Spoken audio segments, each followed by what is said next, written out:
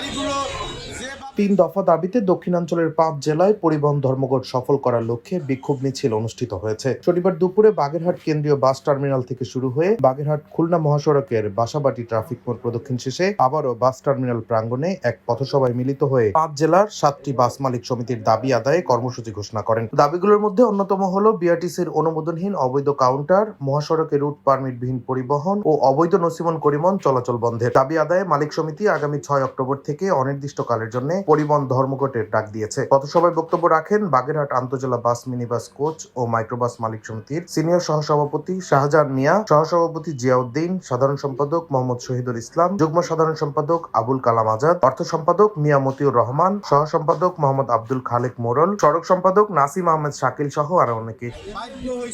Desk report, Dainik destiny.